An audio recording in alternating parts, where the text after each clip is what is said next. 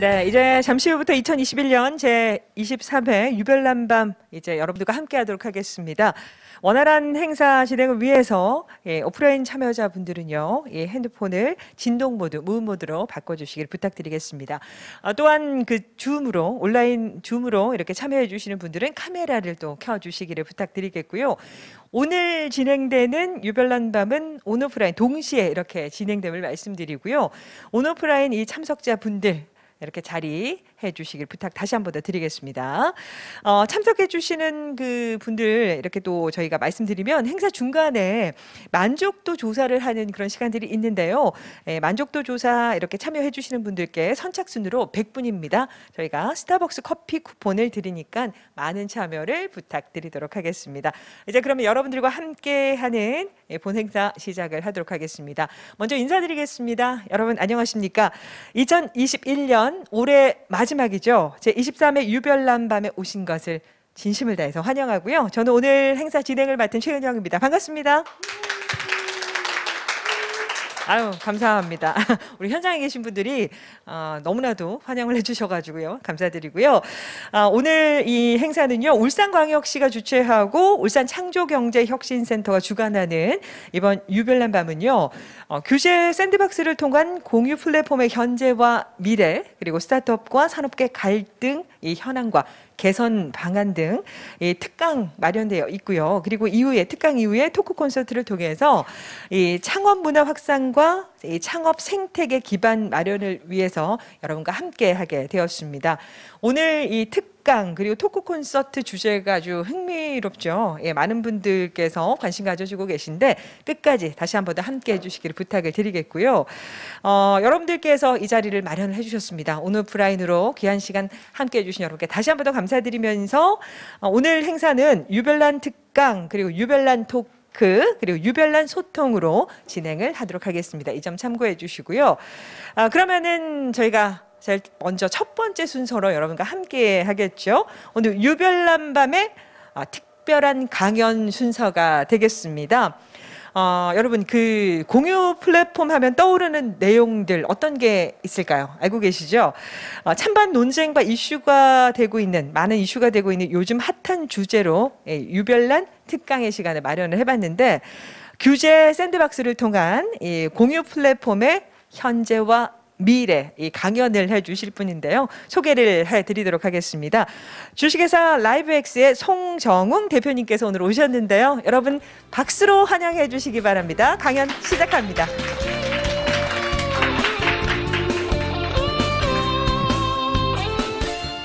네, 밤늦게까지 이렇게 또 오프라인에서 또 온라인에서 참여해 주셔서 대단히 감사하게 생각하고 있습니다. 오늘 이제 첫 번째 저희가 그 특강을 맡게 됐는데요. 오늘의 주제는 규제 샌드박스를 통한 이 공유 플랫폼의 현재와 미래라는 주제로 제가 특강을 좀 간단하게 해보도록 하겠습니다. 저는 현재 그 공유미용실이라는 플랫폼을 직접적으로 이제 창업을 해서 운영을 하고 있으며 공유경제 시장에서 누구보다 좀 치열하게 좀 현장에서 또 활동을 하고 있습니다. 그래서 지금 현재 국내 공유경제 시장 또 어떻게 흘러갈 것인지에 대해서 간략하게 제가 발표를 하도록 하겠습니다. 공유경제란 과연 무엇인지에 대해서 처음부터 좀 짚고 넘어가면요.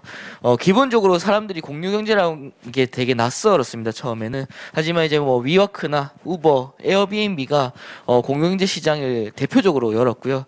이 세 개의 브랜드들이 아주 압도적으로 이제 성장을 하면서 기존 시장의 플레이어들과 또 새로운 시장을 창출하면서 공유경제라는 게 되게 뜨거운 키워드로 또 나오게 되었습니다. 그러면 공유경제라는 것이 이제 기본적으로 이제 전통적 경제와 어떤 차이가 있냐라고 하면 총 크게는 좀 세 가지가 있는데요. 첫 번째는 전통 경제에서는 이제 소유를 베이스로 하는 것이죠. 기본적으로 대량 생산과 대량 소비, 어떤 것들에 대해서 소유를 통해서 생산하고 소비를 하는 것인데, 공유경제 자체는 기본적으로 어떠한 자원을 생산하고 소비하는 것이 아니라 기존에 있는 유유자원을 이용을 해서 쉐어링하는 것을 가장 큰 특징적으로 첫 번째를 하고 있고요. 두 번째 같은 경우는 자원의 고갈입니다.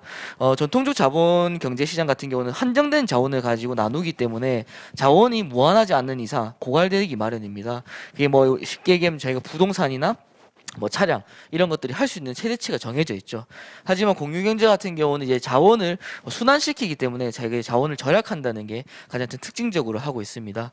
또 세 번째는 뭐냐면 두 번째랑 연계된 것인데 자원이 한정돼 있다 보니까 누군가는 소유를 해야 되고 그 소유에 대한 우선순위에 대해서도 어떤 사람은 하고 어떤 사람은 못하니까 경쟁을 기본적으로 하게 됩니다.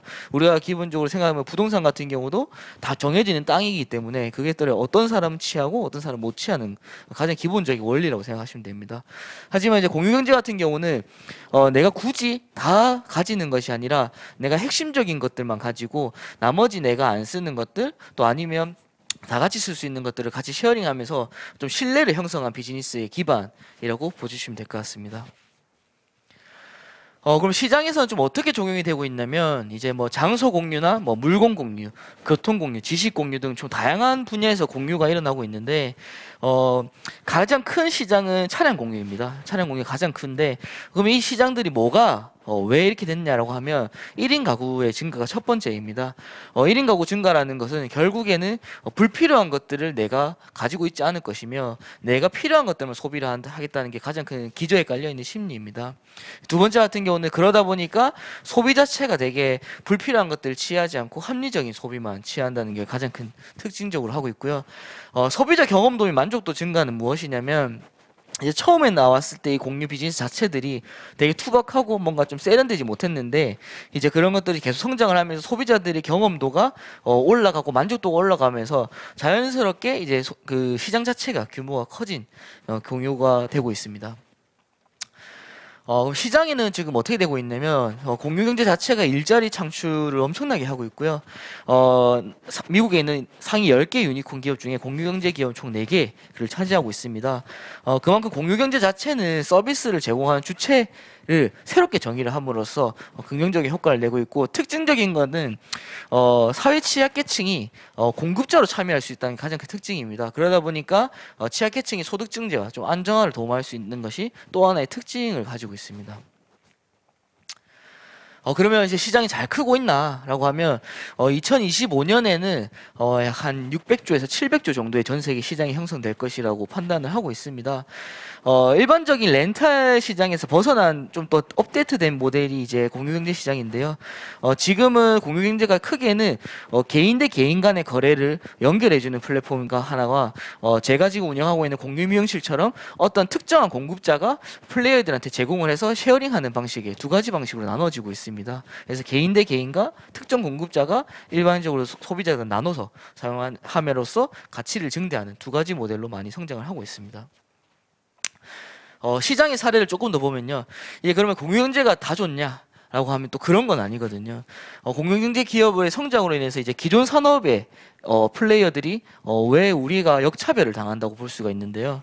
예를 들어서 에어비앤비 초기에 호텔 들어왔을 때 호텔의 종사자들이 우리 일자리가 없어진다라고 했지만 실질적으로 한국을 방문한 외국 소비자 가운데 90% 이상이 에어비앤비를 이용했습니다. 그게 결국에는 한국인들의 삶을 경험해 보고 싶다라는 측면의 사기인데 호텔 같은 경우는 기본적으로 뭐 전 세계 어딜 가나 똑같잖아요.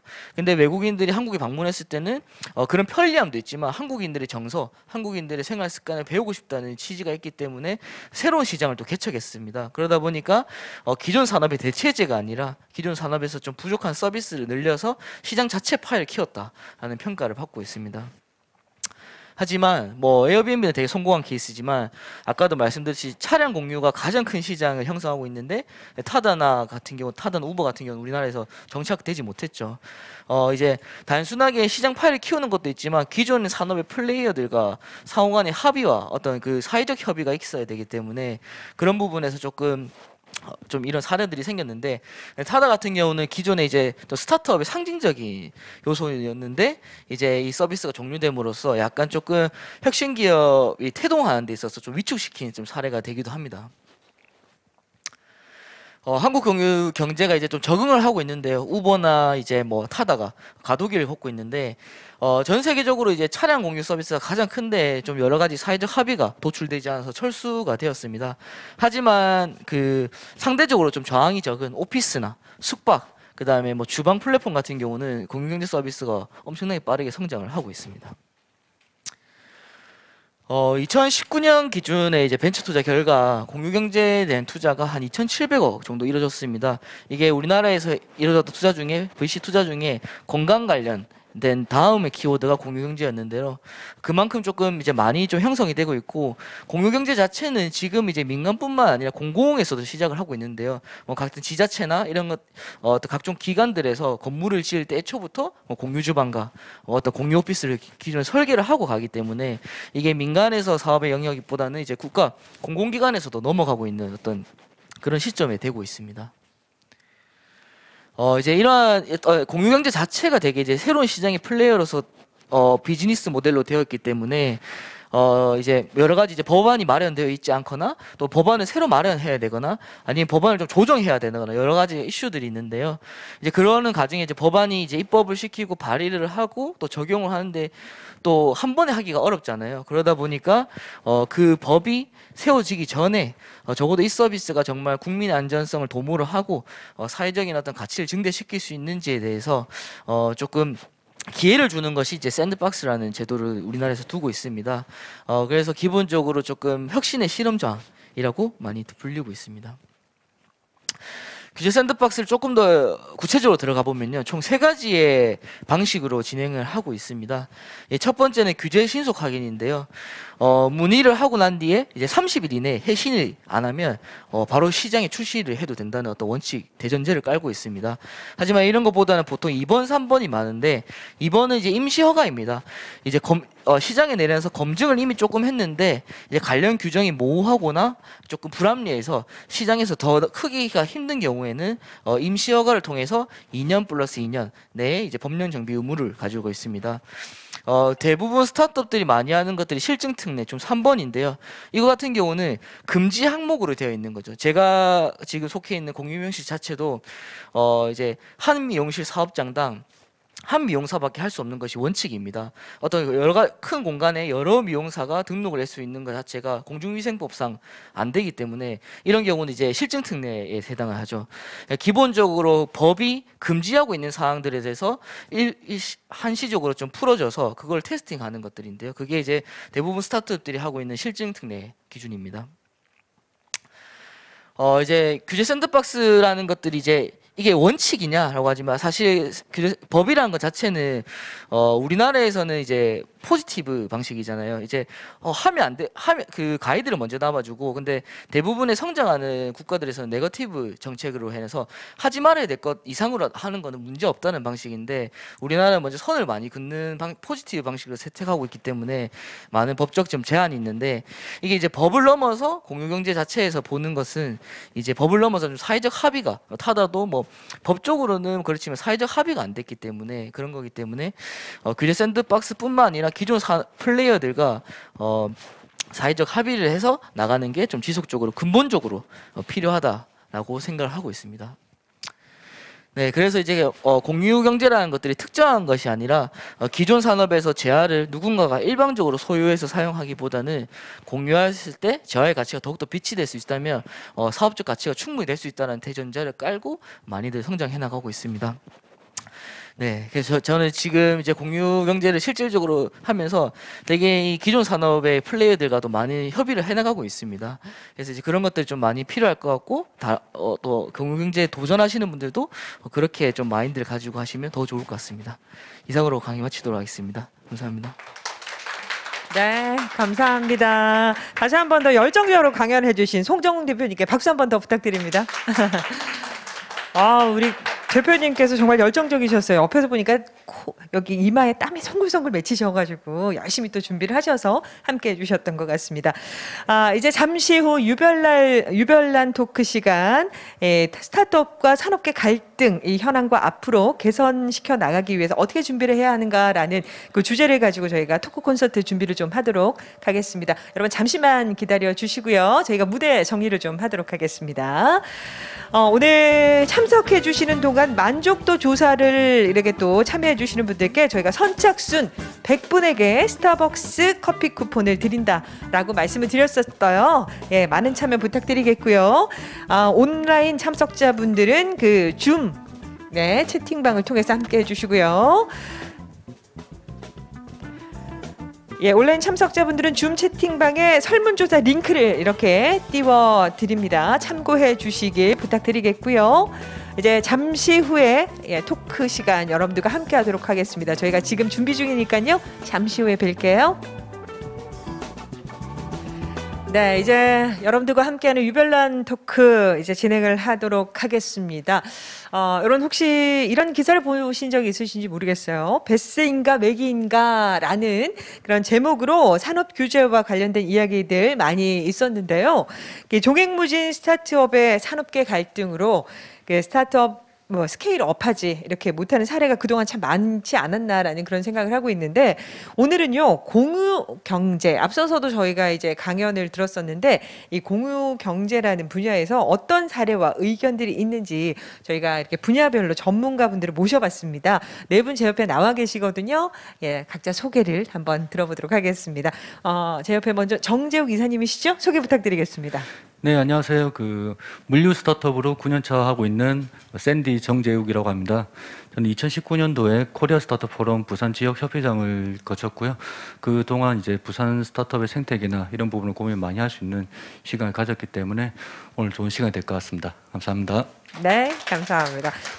옆쪽으로 고명환 대표님. 네. 네, 안녕하십니까. 저는 더 게임 체인저스라고 하는 컨설팅 회사를 운영하고 있는 고명환이라고 합니다.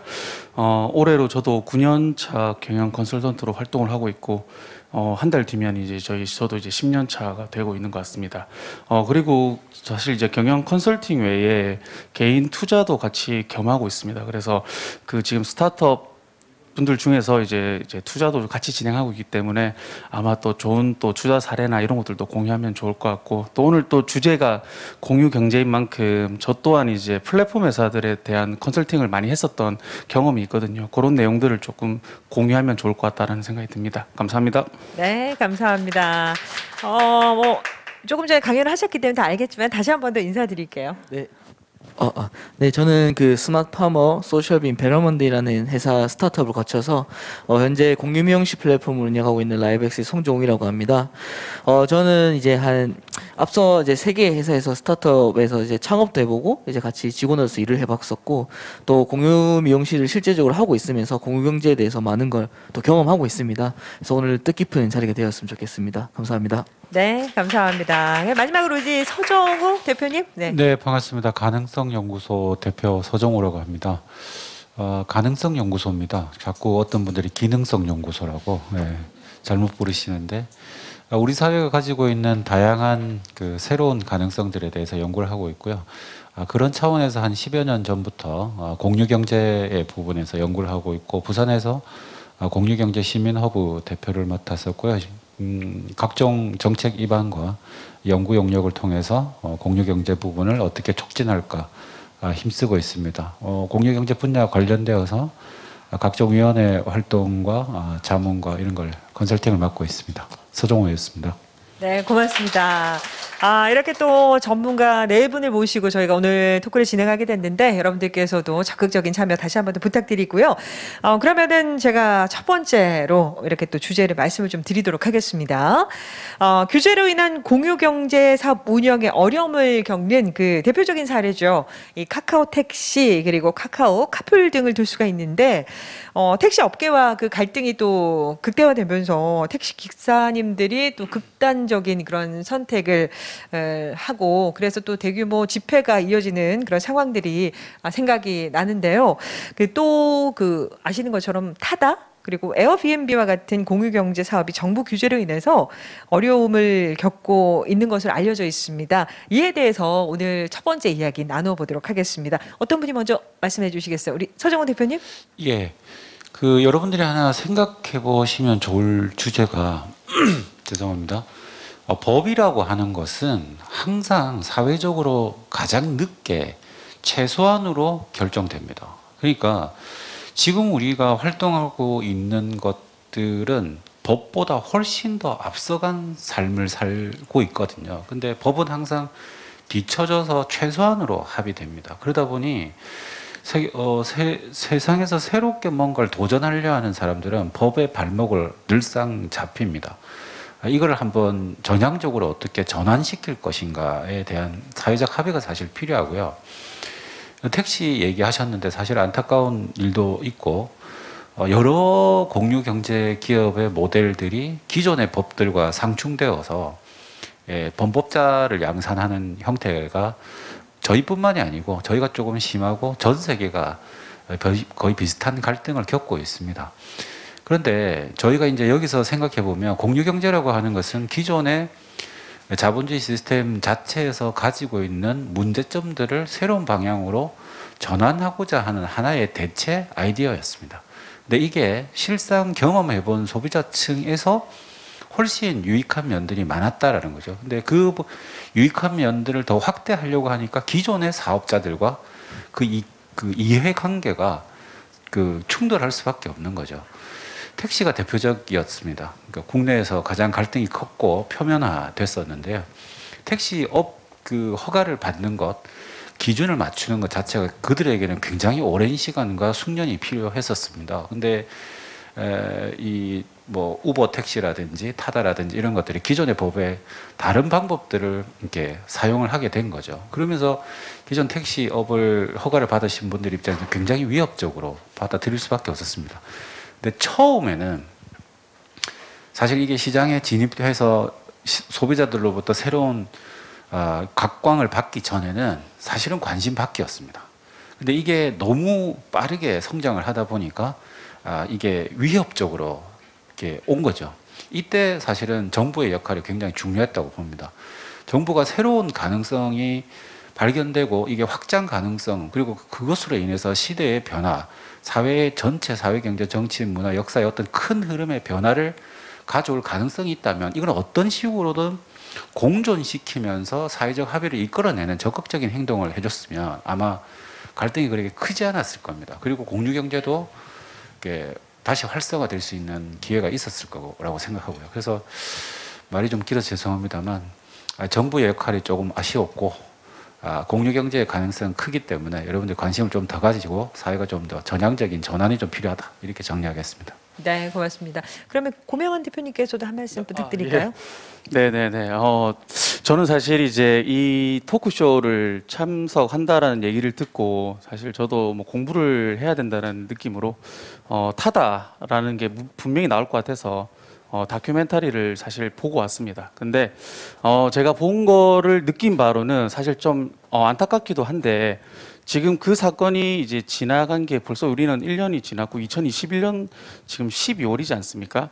그러면은 그때 그 상황은 이미 다 마무리가 됐고 사실 정부의 중재하에 이제 그 타다 금지법이라는 게 통과가 되면서 이제는 그런 사업을 하려면은 택시 면허가 있어야 된다라는 게 확정이 됐지 않습니까? 근데 그게 제가 봤을 때는 타다라는 이 기업의 희생으로서 사실 이용자의 입장에서는 타다가 그 서비스를 제공하나 카카오가 제공을 하나 우리 같은 경우에는 굉장히 편안한 만족도 높은 서비스를 지금은 제공을 받고 있거든요. 근데 타다 금지법이 통과가 됐다고 해서 택시가 과연 자기들은 더 나아졌냐? 그게 아니라는 거예요. 왜냐하면은 카카오에서 그렇게 고객 서비스를 위해서 차도 깨끗하게 만들고 서비스도 완전 확충을 하니까 기존의 법인 택시, 개인 택시들도 지금 이대로 운영을 했다가는 경쟁력을 잃는다는 거죠. 그러니까 차를 바꿔야 되는 수요도 생기고 차를 또 개선을 해야 되다 보니까 그 비용이 더 많이 발생한다는 거예요. 결국에는 우리 현재 이 시점에는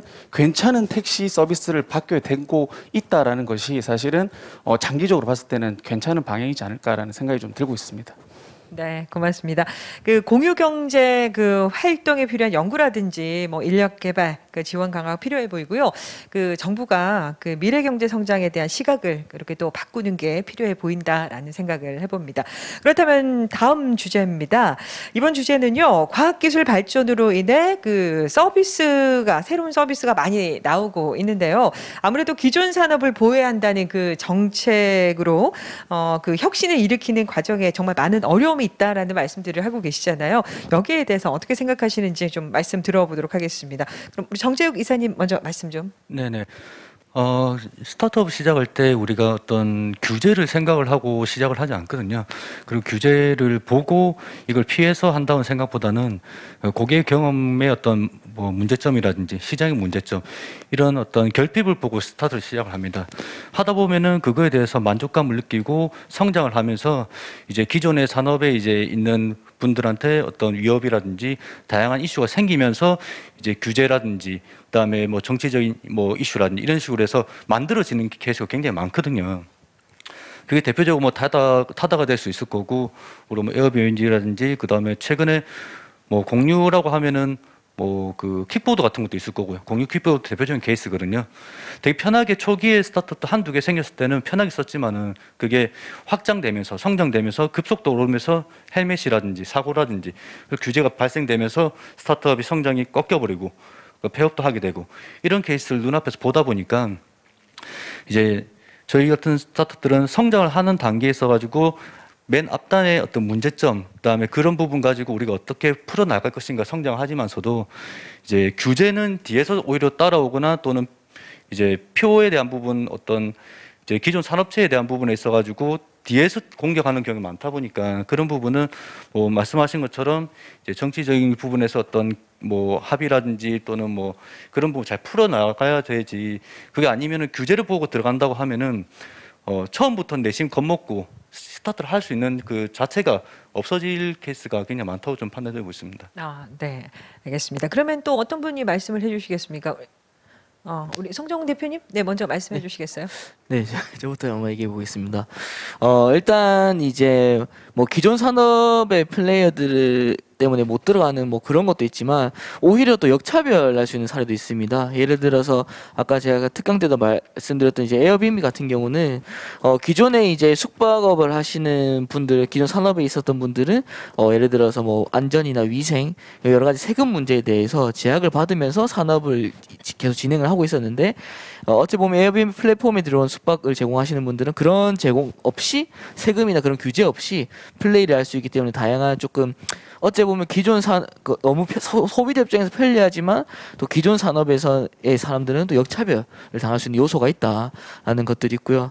또 이제 산업을 지키는 데 있어서 이제 뭐 당연하게 이제 뭐 그런 세금 문제 이런 것도 있지만 또 정치인들의 어떤 이해관계들이 또 있기 때문에 이제 그게 누구의 손을 들어줄 수도 없는 여러 가지 환경들이 복합적으로 되어 있습니다. 그래서 기본적으로 1차원적으로는 좀 뭔가 기존 플레이어들과 새로운 플레이어들이 이제 좀 산업의 어떤 사업 좀 조화, 협의가 먼저 1차원적이어야 되지 않나라는 생각하고 있습니다. 네, 그러면 또 예, 우리 고명환 대표님. 네네네. 네.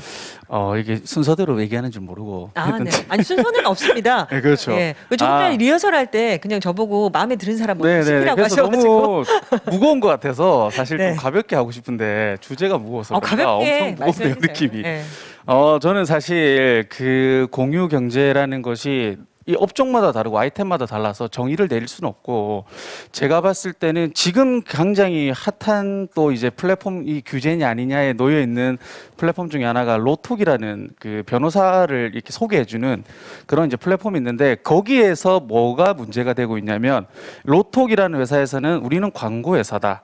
라고 얘기를 하고 있고 그 변호사회에서는 이제 여기는 알선이다라고 돼 있는데 그게 이제 1973년도에 만들어진 법에 의하면 뭐 알선을 해주는 건 불법이다라는 그걸 가지고 이 로톡이라는 서비스가 지금 되냐 마냐를 하고 있는데 이번에는 우리나라 정부에서 그것이 광고다. 라고 이렇게 인정을 해준 사례가 있거든요. 그게 불과 며칠 전에 나왔었고 근데 나는 제가 봤을 때는 거기서 중요한 거는 이미 로톡에서 경제활동을 하고 있는 변호사가 이미 4,000명이 있다는 거예요.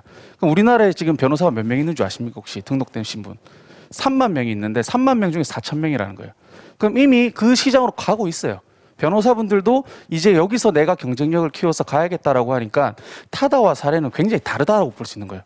이미 변호사분들도 여기를 인정해서 가는 거고 그리고 이제 세무사도 마찬가지입니다. 세무사도 지금은 고객들의 정보 불일치를 해결해 주는 그런 플랫폼들이 등장하고 있는데 자비스라고 하는 게 있어요. 온라인 기장을 대행해 주는 그것도 그 안에서 우리가 좀 더 깊은 이제 좀 더 어려운 이제 기장을 의뢰할 때는 세무사를 연결해 주는데 그것도 세무사회에서는 알선이냐 아니냐 거기에 놓였는데 이미 근데 세무사분들이 많이 들어가 있어요. 사실은.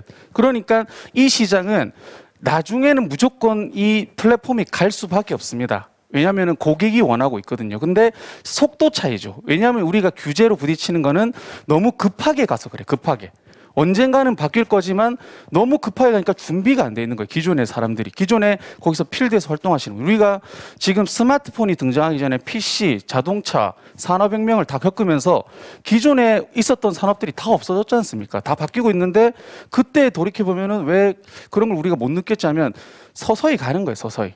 지금도 우리는 서서히 가고 있는데 서서히 그 가는 과정에서 너무 급진적인 것들은 이렇게 브레이크가 걸리는 게 사실은 문제가 아닐까라는 게 제가 지금 봤을 때의 상황이지 않나라는 생각이 들고 언젠가는 이게 2년이 지나고 3년이 지나면 우리는 인터넷으로 스마트폰으로 법률 자문을 받고 있는 거예요.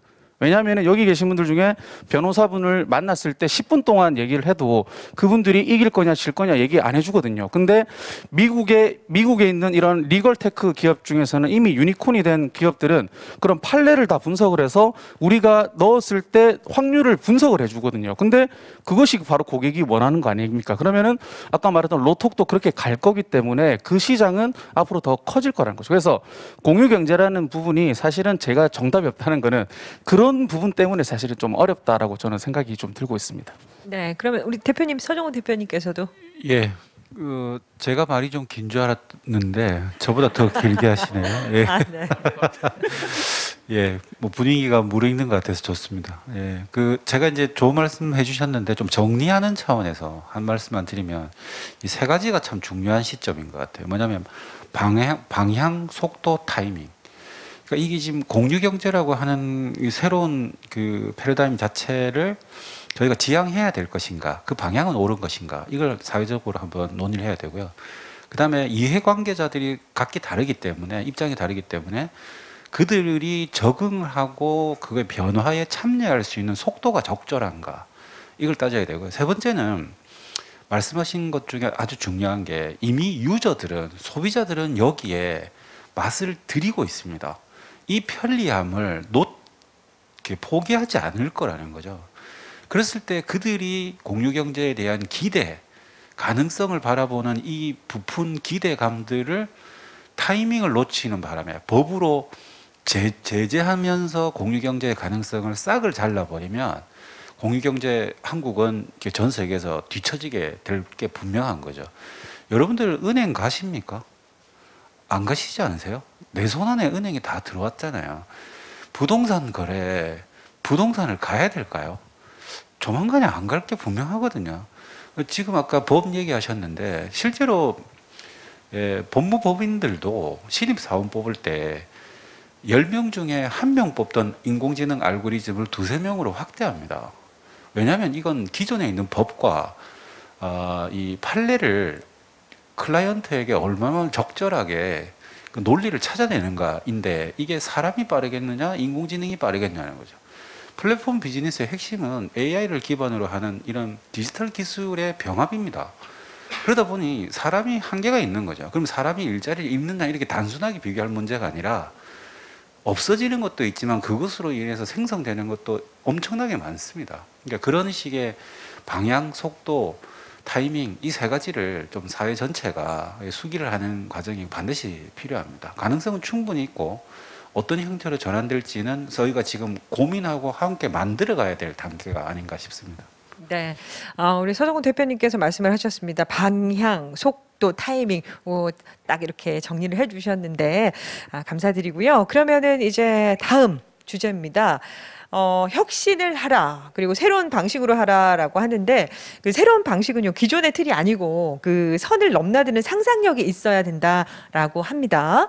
그 승차 공유 뭐 타다라든가 뭐 여러 가지가 있잖아요. 그 이슈뿐만 아니라 공유 숙박 역시 여전히 또 많은 이슈가 되고 있는데 규제 샌드박스를 잘 활용한 스타트업이 있다고 제가 들었어요. 그 다자유인가요? 맞나요? 예, 그런 사례들이 있다고 들었는데 어떤 분이 좀 말씀을 해주시겠습니까? 예, 다자유라고 하는 것들의 유사한 형태들은 굉장히 많습니다. 쉽게 말해서 이제 농촌이나 도심 내에서 있는 빈집을 활용하는 거죠. 공유경제의 한 축 중에 굉장히 중요한 게 뭐냐면 사회적으로 문제가 있는 부분을 기술로 해결하는 지향점들이 있습니다. 이제 2008년에 서브프라임 모기지 사태가 미국에서 벌어졌을 때 에어비앤비가 나온 거죠. 그게 뭐냐면 대출금을 갚지 못하던 사람들이 국력지책으로 본인 집에 있는 여유의 방을 그 여행객들에게 값싸게 내자라고 하는 국력지책에서 출발한 게 에어비앤비입니다. 그러니까 그게 디지털 플랫폼의 기술과 결합되면서 이게 터져 나간 거거든요. 이 다자요 그 개념도 어떤 거냐면 농촌과 도심 내에 빈집들이 되게 많습니다. 이게 복지 차원, 도시 재생 차원에서 해결이 안 돼요. 근데 이런 부분을 여행이라고 하는 방법, 숙박 공유라고 하는 방법으로 매력적으로 전환시키면 이게 이 복지 차원에서 주거복지 뭐 이런 차원에서 해결하려고 하는 공공적 시각들이 이게 비즈니스 마인드로 새롭게 시장이 형성되는 거죠. 근데 이게 여전히 법에 또 걸리는 거죠. 이게 이제 농식품부 입장에서 보면 이게 주민이 쉽게 말해서 농박을 하는 개념이 아니다 보니 전문적으로 그 숙박을 하시는 분이 기업 형태로 하는 거잖아요. 공공사업을 하는 게 아니고 기업 형태이기 때문에 그러다 보니까 기존에 있는 그 기준으로 보면 이게 외부 사람이 농촌에 와서 공유 비즈니스를 하는 것이다 라고 하는 기존의 이제 농촌형 빈집을 살려내겠다 하는 의도와 맞지 않다. 이렇게 딴지가 걸리는 거죠. 그래서 그런 부분을 그 샌드박스 같은 경우로 풀어내려고 시도를 하고 있고 일부 이제 조금씩 진척이 좀 있긴 있어요. 근데 여기서도 마찬가지로 정부와 이게 업계 관계자들과 이게 이해 집단들 사이에 조금 더 폭넓고 전향적인 방법, 기존에 있는 법의 테두리로 잣대를 대면 아마 전 세계 거의 모든 공유 경제 비즈니스 모델들은 다 불법입니다. 왜냐하면 다른 상상을 하고 다른 걸 실천하기 때문인 거죠. 자, 이랬을 때 농촌 지역에 솔직히 빈집들 전국이 다 겪고 있는 문제입니다. 근데 이거를 기존에 있는 그 낡은 법으로 다리를 잡아버리면 새로운 가능성을 우리가 놓치게 되는 것이죠. 그래서 이 샌드박스라고 하는 것들은 참 현장에서는 아직도 조금 그 진취적이지 못하고 조금 소극적이다 이런 평가도 있습니다만 그래도 그거 없는 때보다는 필요한 거죠. 그러면서 조금 단계별로 하나씩 허용하고 공존시켜 주려고 이렇게 하는 자체가 필요한 겁니다. 예, 그것뿐만 아니라 다른 기업들이 많이 안타까운 상황에 있어서 그렇습니다. 예. 네. 이렇게 규제 샌드박스가 현장 상황에 맞춰가지고 현장 변화에 발맞춰서 이렇게 또 좀 변화가 잘 됐으면 좋겠다, 발맞춰 갔으면 좋겠다라는 그런 생각이 들었고요. 그러면 이번에는 네 번째 주제로 좀 넘어가 보도록 하겠습니다. 그 공유 경제는요, 그 이전에 없었던 새로운 경제 패턴으로 그 적절한 이 정책이 마련되지 않은 도시에 공유 서비스 기업들이 그 사업을 이렇게 확장하면서 기존 사업들이 피해를 보는 사례가 있다고 합니다. 이에 공유 경제와 지역 사회가 동반 성장할 수 있도록 규제가 뒷받침되어야 한다라는 목소리가 커지고 있는데 기존 사업들도 보호하면서 그 스타트업들을 성장시킬 수 있는 그런 방향들이 있을까요? 어떤 것들이 있을지 좀 말씀 좀 해주시면 고맙겠습니다. 우리 정재욱 이사님 먼저. 네. 네. 그런 어떤 상호간에 이제 합의라는 거는 이제 그 정부에서는 이런 기관에서 먼저 접근을 하면 안 될 것 같고요. 우선은 서비스를 진행할 때 우리 그 지역에 이제 지금 현재 하고 있는 기존에 있는 산업군과 스타트업에 대한 봤을 때 스타트업은 어떤 IT 기술을 통해 가지고 빠르게 성장할 수 있는 그런 어떤 기술 기반으로 하는 경우가 많고 기존 산업체들은 오히려 이제 기존의 그 네트워크 망이라든지 망을 활용해서 이미 사업을 이제 안착시켜 놓고 하는 경우가 많다 보니까 서로의 결핍과 서로의 필요성이 있습니다.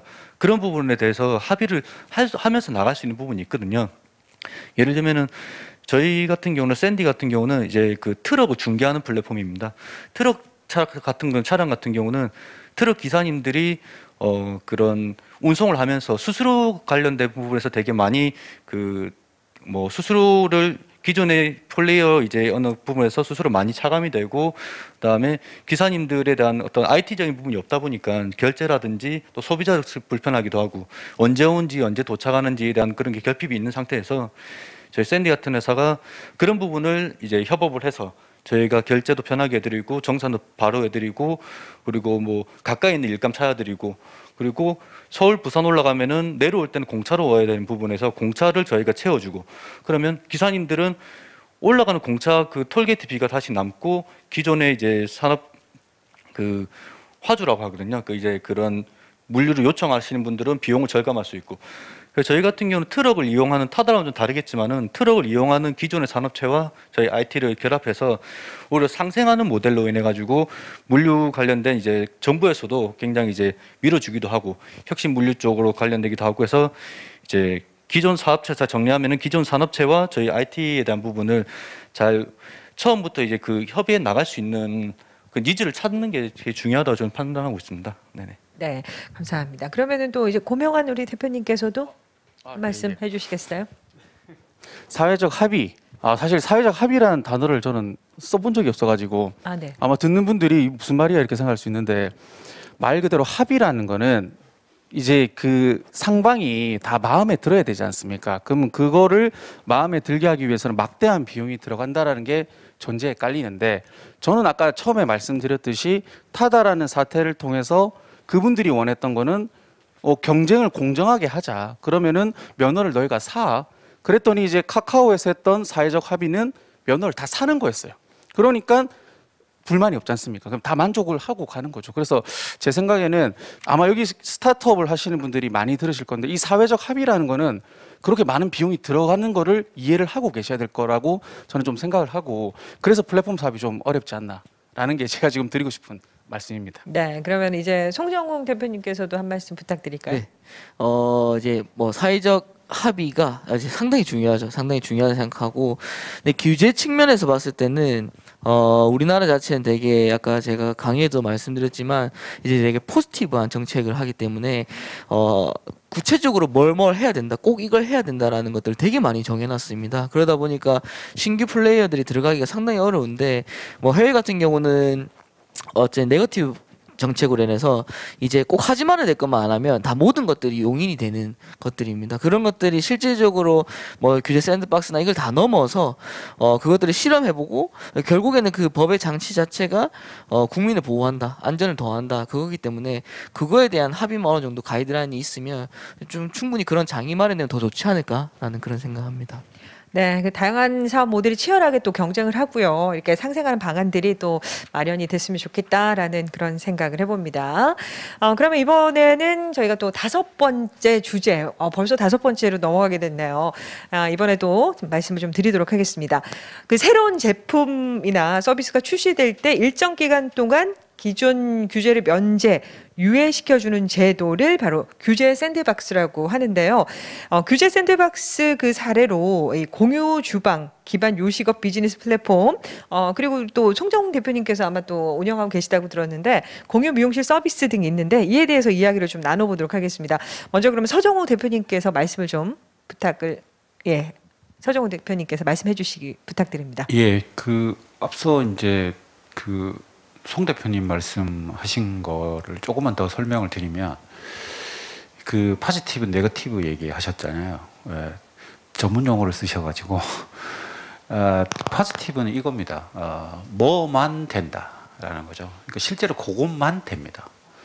근데 그 네거티브는 뭐냐면 뭐는 안 된다랍니다. 그러니까 이게 이 문구를 잘 해석하면 그거 빼고는 다 된다라는 뜻입니다. 그러니까 우리는 이때까지의 이 법률 기준 자체가 뭐만 된다로 주로 더 많이 형성되어 있는 거죠. 그러니까 새로운 것들이 나올 때는 뭐만 되기 때문에 새로운 것들은 다 안 됩니다. 이렇게 보시면 되는 거죠. 이게 공유경제 그 부분뿐만이 아니라 다양한 그 최첨단 기술들이 막 그 기존의 법들을 뚫고 들어오기 시작하는데 우리는 계속해서 뭐만 된다고 되어 있으니까 나머지는 다 안 되는 거죠. 근데 이것들을 완전히 바꿔서 뭐는 안 된다 라고 하는 부분의 사회적 합의가 굉장히 중요하다라는 겁니다. 그래서 최소한의 우리가 육성과 발굴 이런 새로운 전개를 위해서는 뭐는 진짜 사회적으로 심각한 문제를 내기 때문에 그것만 빼고는 나머지는 다 된다라고 하는 사회의 어떤 너그러운 품 자체를 넓혀 놓을 필요가 있는 거죠. 근데 이 부분에 대해서 사실은 이해 충돌이 발생돼 버리면 정부 관계자들 입장은 귀찮잖아요. 논란이 되는 것 자체를 꺼립니다. 그러면 어떻게 하냐면 어떻게 하면 합의를 할 수 있을까를 고민하는 게 아니라 어떻게 하면 얘를 이슈에서 빼버릴까 고민하는 거죠. 그래서 연예인 사건 터지는 거 엄청 좋아합니다. 관심이 밖으로 빠져버리니까요.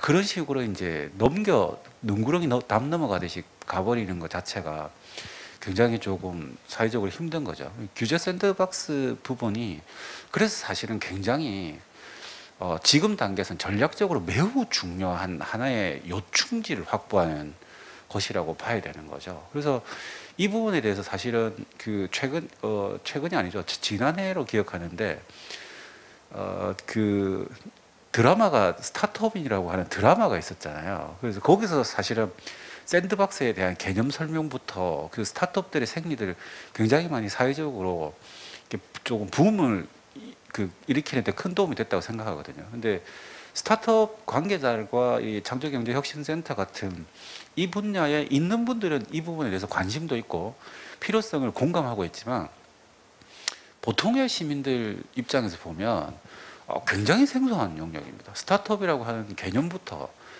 규제 샌드박스라고 하면 왜 샌드박스인가 뭐 이런 것부터 한두 개가 어려운 게 아니거든요. 그러면 사실은 창조경제혁신센터를 비롯한 이게 스타트업들이 이 이슈를 계속해서 지속 가능하게 선점해가는 적극적인 노력이 이런 혁신센터를 통해서 부음이 돼야 됩니다. 이거 굉장히 전략적으로 진입해야 됩니다. 그렇지 않고 그냥 우리에게 우호적인 국회의원이 있을 거라고 생각한다거나 협력적으로 함께 해줄 공무원이 있을 거라고 생각한다거나 이렇게 오해하시면 안 됩니다. 절대 그렇지 않습니다. 네. 뭐만 된다, 뭐는 안 된다. 어떻게 들으면 굉장히 쉬울 것 같은데 저는 굉장히 어렵거든요. 이 부분에 대해서 조금 전에 말씀드렸던 뭐 공유 주방 기반 요식업 비즈니스 플랫폼 공유 미용실 서비스 샌드박스 사례에 대해서 어떻게 생각하시는지 그러면 강연을 또 해주셨으니까 대표님께서 네. 좀. 저는 실제로 지금 공유미용실이라는 플랫폼 운영하고 있는데, 이게 왜 나오게 됐냐면, 갑자기 이게 뭐야? 라고 생각하실 수 있지만, 미용사는 면허증을 가지고 있습니다. 근데 면허증을 가지고 있는데, 이 한 면허당 사업장 하나만 운영을 할 수 있습니다. 기존법상. 아까 서 대표님 말씀하신 것처럼 이것만 되는 거죠. 그러니까, 미용사 한 명이 2개, 3개의 미용실을 할 수가 없는 게 현행법입니다. 이제 그게 이제 공중위생법에 저촉이 된다는 그 아주 오래된 그걸로 해서, 맡고 있는데 실질적으로 이제 그러다 보니까 이제 원장님들이 한 미용실당 이제 원장님 하나고 나머지는 그냥 다 직원처럼 운영이 되는 거죠. 근데 실질적으로 창업을 하기 위해서는 상당히 많은 비용이 들고 이렇게 하는데 다른 대안이 없으니 그냥 직원으로 일하면서 좀 불합리하지만 적은 수수료를 받으면서 일을 하게 되는데요. 그런 와중에 이제 이 시스템이 나온 건데 또 그런 기존 산업의 문제점 하나와 플러스 시장의 변화인데요. 기본적으로 대한민국의 미용실이 11만 개가 있습니다. 11만 개가 얼마나 많은 숫자냐면 편의점이나 카페보다 많은 숫자입니다. 우리는 국내 편의점이 한 5만 개 정도 있는데요. 그 2배로 미용실이 많습니다. 아마 오늘 이 특강이 끝나고 집에 가면서 한번 보시면 가는 게 미용실 정말 많습니다. 그리고 지금 국내 종사자가 한 16만 명 정도가 되고요. 하지만 아까 11만 개의 미용실 중에 1만 개만 우리가 아는 뭐 어떤 대형 프랜차이즈고 10만 개는 4인 미만의 소형 미용실입니다. 되게 영세하게 운영이 되어 있고 기존의 프랜차이즈에서 너무 수수료가 박하다 보니까 자기가 창업을 할 수밖에 없는 상황을 몰리게 되는 거죠. 몰리게 되는데 그러면 너무나 폐업이 많고 근데 미용실 자체가 3년에 폐업률이 40%에 육박합니다. 국내 자영업 시장에서 폐업률 1위가 미용실입니다. 치킨집보다 폐업률이 높거든요. 그게 뭐냐면 결국에는 창업에 몰리게 되는데 폐업률도 같이 올라가게 되는 시장인 거죠. 그러면 기본적으로 미용실을 최소한 하나에 하는데 약 1억 원의 돈이 든다고 하면 그렇게 들지 말고 어떤 공유미용실 플랫폼을 만들어서 적은 자본으로 창업을 쉽게 하고 수익률을 극대화하는 방식을 채택을 하자라는 게 이제 미국과 일본에서 성공을 하면서 국내에 도입이 됐습니다. 근데 제가 공유미용실을 하고 있으면서 기존 산업의 플레이어들한테 상당히 많은 저항을 받고 있습니다. 뭐 때문이냐면 기존의 산업에 있는 그 플레이어들은 디자이너를 뺏기지 않아야 되는 게 원칙인데요. 근데 디자이너들은 자기 너무 박한 수수료 산업 구조 때문에 창업을 하고 싶어 하는데 돈은 없고 근데 자율성을 가지고 싶고 이러다 보니까 저희 쪽으로 많이 몰리게 됩니다. 기본적으로 저희가 좀 이 영남지에서 유명한 브랜드와 바로 따 있는데요. 거기 본사에서 운영하는데도 불구하고 저희가 디자이너가 4배가 많거든요. 거기보다 아주 큰 브랜드입니다. 결국에는 시장의 실질적으로 디자이너들이 움직이면서 기존 시장의 저항을 받고 있지만 뭐 어쩔 수 없는 어떤 산업의 흐름이기 때문에 가고 있다고 생각을 합니다. 그래서 좀 어떻게 생각하냐고 하면 결국에는 아까 정재호 기사님과 고명현 대표님 말씀하신 것처럼 고객이 선택한 거는 바꿀 수가 없다. 시장 흐름을. 결국에는 디자이너들이 선택한 이 흐름을 과연 막을 수 있을까라고 했을 때 막지 못할 것 같다라는 게 요즘의 제 생각입니다. 네. 진짜 예. 그러면 고명환 대표님께서 네. 궁금한 게 있어서 제가 궁금한 거 물어봐도 되죠? 예. 네, 여쭤보세요. 사실 이제 그 공유 주방과 공유 미용실이 공유라는 단어가 붙었지만 공유 주방과 공유 미용실을 저는 생각을 했을 때 공유 주방은 사실은 하는 목적이 배달과 택배니까 그 공유 주방이라는 브랜드를 고객이 알지를 못합니다. 사실 내가 위쿡에 있든 어디 있든 그게 중요한 게 아니고 위쿡에 입점돼 있는 나는 닭갈비 전문점이야. 라고 하면 닭갈비 전문점 브랜드가 배민에 등록이 돼서 난 사업을 하는 거잖아요. 근데 공유 미용실을 이제 하시고 계시니까 차이점을 아까 말씀을 듣다가 제가 좀 궁금한 게 그럼 위닛이라고 하는 이제 브랜드 안에 제가 예를 들어서 이름이 김가자라고 해서 김가자 헤어샵이라고 해서 그 안에 김가자 헤어샵 1호 옆에는 김가자 헤어실 2호 해서 고객은 예약을 할 때 그럼 김가자 헤어샵을 알고 오는 건지 위닛으로 오는 건지 그게 좀 궁금했어 저는. 예. 지금은 현행법이 개정이 안 됐습니다. 실증 특례 진행 중이기 때문에 위닛이라는 브랜드 아래서 이제 운영을 하고 있고요. 근데 나중에는 이 현행법이 어떻게 바뀔지 모르겠습니다. 아까 대표님 말씀하신 것처럼 그 안에서 또 브랜드를 가지고 있는데 이게 결국에는 예약과 결제 부분인데요. 예약과 결제 부분은 우리나라 국내 주요 대기업이 네이버, 카카오가 다 잡고 있기 때문에 아마 그쪽과 또 다른 어떤 시스템 전환이 필요하지 않나 싶습니다. 그래서 저는 일반인들은 체감을 못할 것 같았어요. 공유 미용실이라는 걸 체감을 못하고 미용사들은 이제 자신의 수수료가 더 높다, 창업이 유리하다라는 게 그래서 제가 좀 궁금해서 한번 물어봤던 거예요. 아마 이 방송을 들으시는 분들도 공유 미용실이 뭘까 이렇게 왜냐하면은 저는 3년째 단골 미용실이 있는데 디자이너분한테 물어봐요. 여기 소속된 분이에요. 그러니까 그게 아니고 우리는 항상 그 미용실하고 나누고 사대보험도 자기는 안 들어간다. 그렇게 얘기하니까 그러면 그게 공유 미용실이지 않나라는 생각이 들어서 제가 궁금해서 물어봤습니다. 네. 그럼 이제 답변이 되셨어요? 네, 아직까지 법이 개정이 다 안 됐구나. 이렇게 그리고 또 그런 법리적인 문제가 있으니까 네. 아직까지는. 또 시장이 되게 많이 변한 게 아까 고 대표님 말씀에 또 힌트가 있는 게요.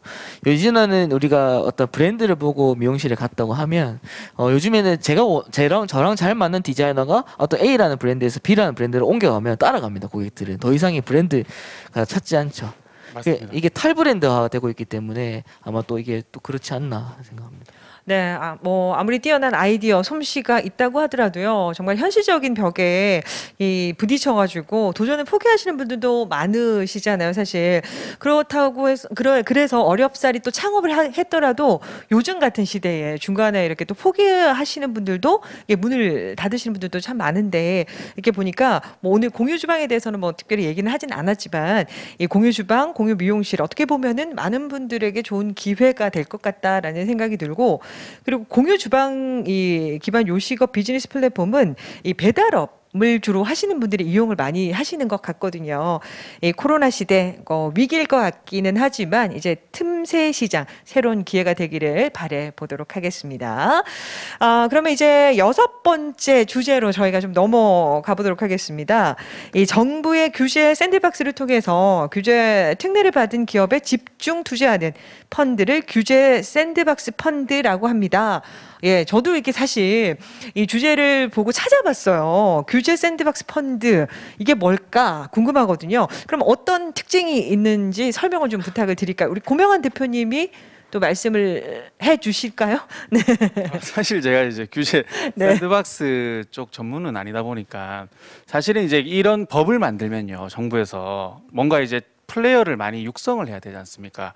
그러면 펀드를 조성한다라는 것은 사실은 이제 정부에서 정책이 나온 거는 3천억 펀드를 조성해서 이런 기업을 키우는 데 쓰겠다라는 취지고요. 그리고 거기에 따라오는 게 항상 세제 혜택이 뒷받침이 됩니다. 그러면은 이 스타트업 하시는 분들이 뭔가 이 사업을 할 때 필요한 자산을 자기들이 투자를 해야 되지 않습니까? 그에 따른 이제 세액 공제를 일반 기업보다는 더 많이 해주겠다.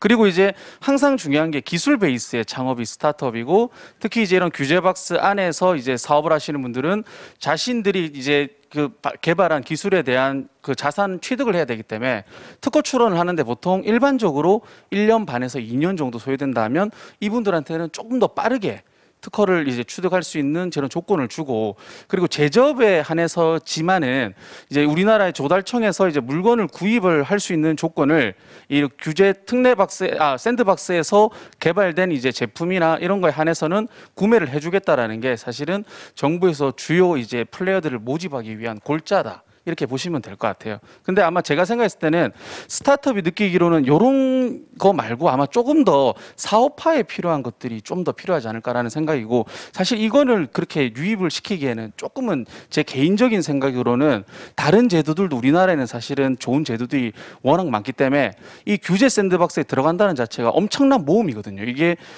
되면은 엄청나게 큰 대박이 나겠지만 그 확률보다는 안 될 확률이 더 높다 보니까 사실은 안전장치라든지 이거를 나중에 사업화했을 때 조금 더 이제 유예 기간이라든지 자금 지원을 좀 더 해주는 게 맞지 않나, 이런 생각을 좀 하고 있습니다.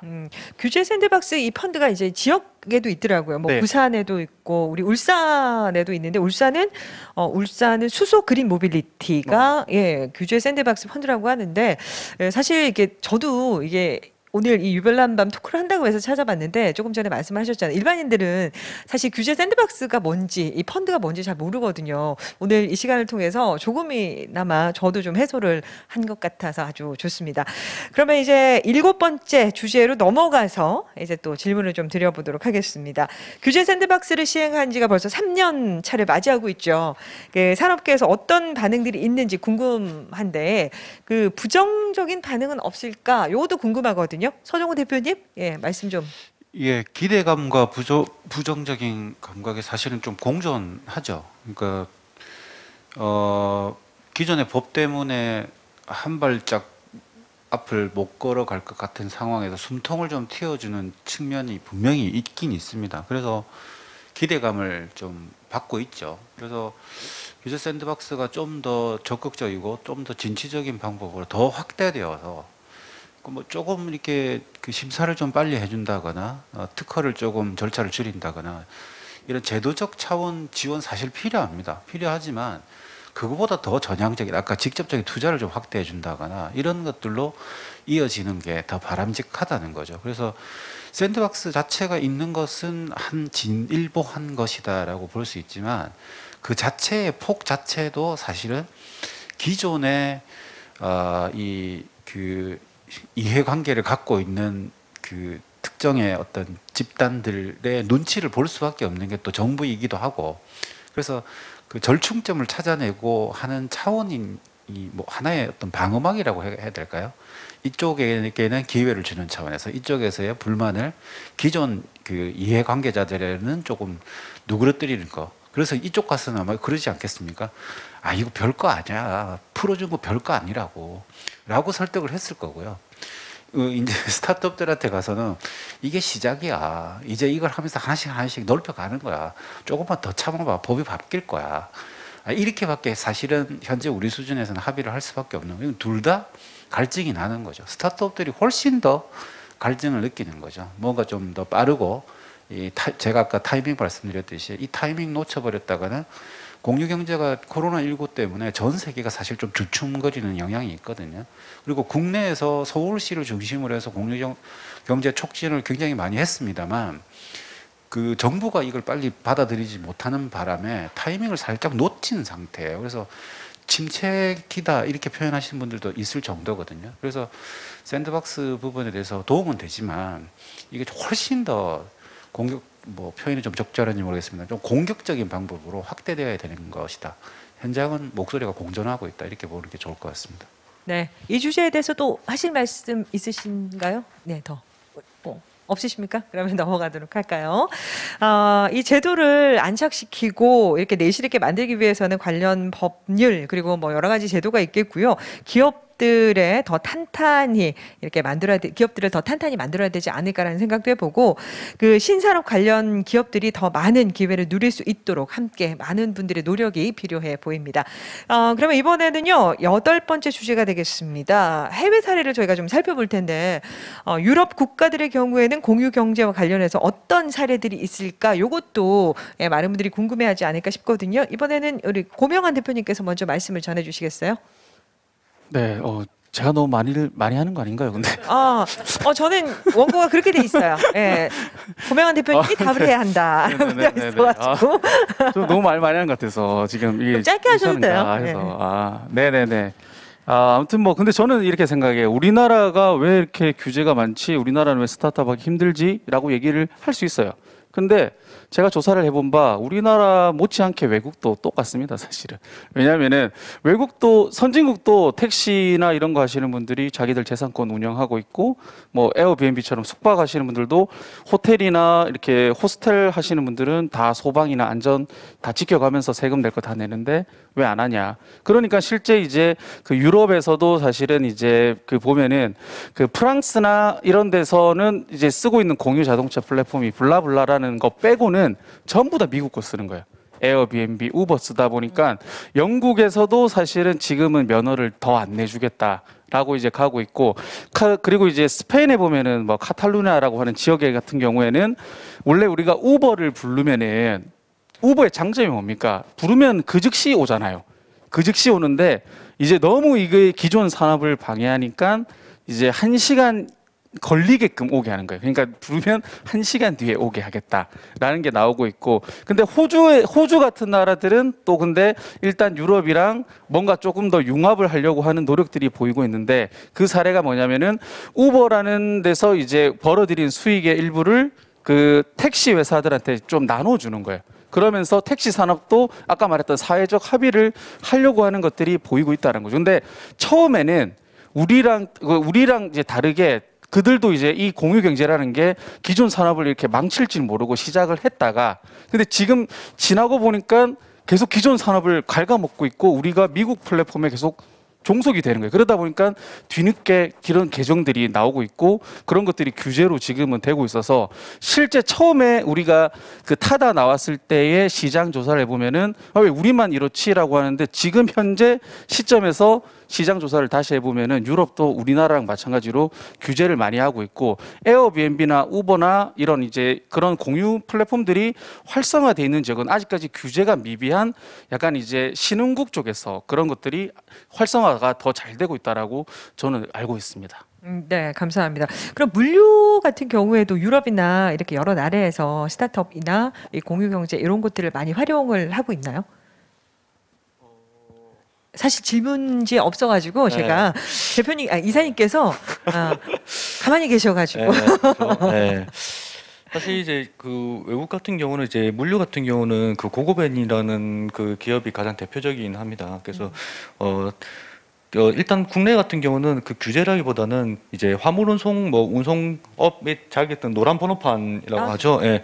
번호판을 구매해야지 이제 유상 운송이라는 걸 할 수 있고 그다음에 트럭에서는 이제 사람을 태워서 갈 수는 없거든요. 네네네. 짐만 태워야 되고 그리고 택시에서 짐을 싣고 가버리면 또 이것도 법이 달라졌어요. 그래서 트럭에는 물건만 실어야 되고 택시 같은 경우는 사람만 태워야 되고 이런 게 이제 나눠져 가지고 이제 이게 택시 번호판과 뭐 노란 번호판 이런 식으로 있는데 외국 같은 경우는 그런 게 다 투명하게 오픈돼 있다 보니까 오히려 이제 고고벤이란 대표적인 이제 그 아시아에서 이제 유니콘된 기업들은 그런 케이스가 이제 국내에도 지금 그 고고벤이라는 기업이 국내도 그 한국 법인 와서 진행하고 있거든요. 하고 있지만은 이제 한국에 대한 이제 규제나 또는 방식에 따라서 이제 해외처럼 이렇게 활성화되지 못하는 어떤 부분은 같이 중립되고 있다고 보시면 될 것 같습니다. 네. 그러면 또 이 부분에 대해서 얘기해 주실 분이 계신가요? 그 조금 다른 얘기인데요. 네. 아까 고 대표님 뭐 표현 중에 공유경제 기업들이 기존의 기업들을 망치거나 갉아먹는다 뭐 이런 표현을 쓰셨는데 좀 순화시켜서 빠르게 재편 중이다 이렇게 예 바로 잡는 게 어떨까 싶습니다. 예, 좀 다른 얘기는 뭐냐면요. 그 영국에서는 그 임대 사업자들에게 그 제한하는 방법들이 정책이 좀 다른 게 있습니다. 뭐냐면 이제 울산도 비슷한 상황이실 거라고 보는데 전국에 비어 있어서 임대가 붙어 있는 그 건물들이 부지기수입니다. 많죠. 예, 그 건물주들이 이 코로나19 상황에 임대가 거래가 성사되지 않더라도 이 가격을 내리지 않습니다. 한 번 부동산 임대 가격을 내려버리면 다시 회복시키기가 힘들다고 믿고 있거든요. 그래서 안 내립니다. 그래서 예, 자본 여력이 있는 분들은 그냥 버티시거든요. 근데 이게 사회적으로 어떻게 보면 손실이지 않냐라는 거죠. 그래서 이걸 그 회전율을 높이는 것이 중요하다는 거죠. 이게 공유경제의 아주 핵심입니다. 소유의 개념으로 볼 것인가, 쓰임새, 사용의 개념으로 볼 것인가라는 거죠. 우리는 이때까지는 소유 가치가 핵심이었는데 공유경제의 핵심은 사용 가치가 높으냐라는 거죠. 코로나19 상황이 터지면서 더 중요한 개념입니다. 뭐냐면 국내 총생산, 로컬에서 생산량이 어느 정도인가 이 개념보다 해외 수출과 수입이 차단되니까 로컬 자체에서 어떻게 선순환될 수 있는 쓰임새, 사용의 가치가 활발한가 이게 공유경제와 맞물려 있는 시대적 변화, 상황 변화가 맞물려 있거든요. 그래서 영국이 어떻게 하냐면요, 임대가 나가지 않으면 세금을 높여버립니다. 그리고 조건을 답니다. 임대 계약서 가져오면 제로로 만들어준답니다. 그리고 그 전에 이렇게 말합니다. 세금 더 높여 받을래? 공공이 쓰게 할래? 그러면 임대사업자가 그 임대차 계약서 가져오면 원상 회복시켜 준다는데 그걸 마다할 이유가 뭐겠습니까? 이게 공공의 힘입니다. 공공의 힘으로 정책을 그렇게 법안을 만들고 비어있는 사무실의 쓰임새를 공공으로 확대하는 거죠. 이게 공유경제의 핵심의 기본입니다. 근데 이게 유럽 사회는 그 협동조합과 사회주의적 경향들이 1900년도 초반에, 그러니까 20세기 초반부터 굉장히 두터운 사회적 관계가 형성되어 있습니다. 우리하고 좀 다르게. 그래서 우리는 아직도 지금 소유가 결정적이거든요. 그래서 그런 사회 전반적인 흐름의 변화, 제도적인 변화 이런 것들이 맞물려야 좀 될 거라고 보고요. 미국에서 출발한 공유경제 비즈니스 모델이 전 세계를 지배한다고 보시는 게 맞습니다. 그것의 유형에 조금 곁다리 형태로 진화되고 있는 것은 비슷하고요. 우리도 마찬가지입니다. 예. 저도 하나 궁금한 게 있는데 그 코로나19 전에와 지금 포스트 코로나 시대를 우리가 위드 코로나 시대를 이제 살아야 되지 않습니까? 그러면은 저도 이제 조금 궁금한 거는 이제 우리가 그 전까지는 공유 경제를 많이 외쳤는데 지금은 이제 뭔가 남의 썼던 거라든지 이런 것들이 위생과 방역이라는 문제와 겹치면서 사실은 그런 것들이 소유가 오히려 조금 더 늘어날 가능성이 있지 않을까라는 좀 생각이 좀 들어서요. 어떻게 생각하시는지 대표님이. 예, 맞습니다. 실제로 절에서 저렇게 생각하시는 분들이 되게 많았었습니다. 그러니까 그래서 코로나19 터지고 나서 전 세계 공유 경제가 굉장히 주가에 영향을 받을 정도로 툭 떨어졌었던 건 사실입니다. 근데 위드 코로나로 가면서 우리는 놀랍게 적응하고 있지 않습니까? 예. 우리가 지난 3월에 코로나 환자가 200명 넘었을 때 전국이 뒤집어졌습니다. 근데 우리는 아직 7,000명인데 까딱 안 하고 있습니다. 놀랍게 위드하고 있습니다. 우리는. 예, 그런 것처럼 예, 공유경제 부분이 코로나19 같은 방역 상황과 맞물려서 충격을 받았던 건 사실이고, 근데 이걸 회복하고 있습니다. 예를 들면 대표적인 기업이 에어비앤비가 공유기업의 뭐 넘버 3에 있는 건데 초반에 굉장히 충격을 받았죠. 왜냐하면 이동이 없기 때문에 여행객들의 수요가 발생하지 않잖아요. 직격탄을 맞았거든요. 근데 지금도 그 경기가 회복됐다고 볼 수는 없죠. 전 세계 아직 락다운 상황이니까. 근데 그 자체의 프로그램으로 전환을 해서 인식을 서서히 바뀌어가는 거죠. 남이 썼던 물건이다가 아니라 썼던 물건인데 방역이 철저하다라고 하는 내부의 기준과 방을 쓴다라고 하는 것이 아니라 살아본다라는 느낌에서의 경험 프로그램들 자체를 확장하는 방법으로 에어비앤비가 탈출구를 모색해서 실제로 지난해 연말에는 에어비앤비 초창기에 3월에 엄청난 수익 급감에 오히려 수익이 났습니다. 이거 처음에 예측과는 완전히 달랐던 거죠. 예, 그런 식의 출렁임은 당연히 있었고요. 예, 그걸 극복하는 내부의 그 경영 노하우로 잘 해결하고 있는 상황이라고 보는 게 맞습니다. 네, 이제 답이 되셨어요?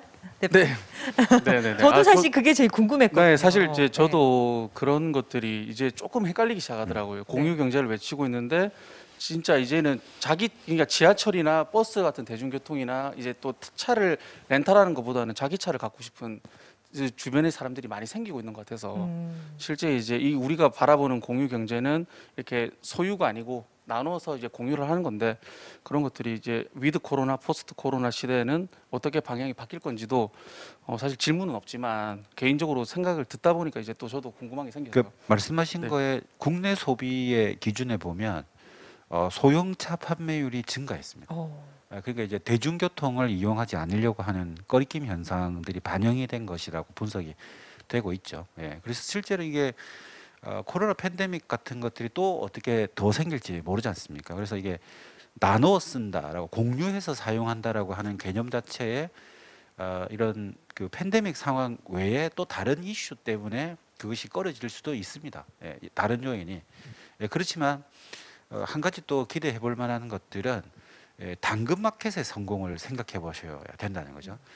우리는 빠르게 경제적으로 위축되는 상황 속에서 있는 걸 내다 팔 수밖에 없는 그 절체절명의 위기. 이거 2008년 서브프라임 모기지 미국의 에어비앤비가 탄생된 배경과 굉장히 흡사한 그 경제 상황을 우리가 겪고 있고 그게 당근마켓의 급성장으로 실제로 경제 효과가 있다라고 드러나고 있었어요. 그러니까 이게 풍선 효과라고 표현하는 건 아니지만 하나는 좀 기우는 게 있지만 하나는 새롭게 형성되고 있는 것들이 동시에 공존하고 있다. 근데 이거는 조금만 시간을 더 두고 보면 어떤 것으로 정리된지는 아직은 좀 결론을 내리는 건 좀 성급한 단계인 것 같습니다. 네, 이 공유 경제라는 그 개념이 오래된 개념은 아니잖아요. 그럼에도 불구하고 그 전 영역에서 이 공유 경제 스타트업이 나올 만큼 이 각광을 받고 있는 그 비즈니스 모델이 아닐까 싶은데 앞으로 더 많은 분야와 더 많은 아이템이 공유 경제를 통해서 발전해 나가기를 기대를 해 보겠습니다.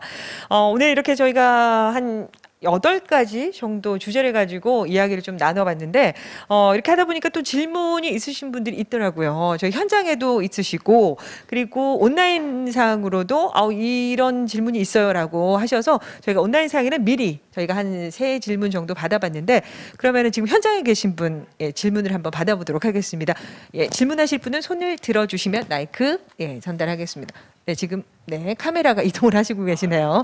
네, 그러면은 좀 질문을 부탁드리겠습니다. 네.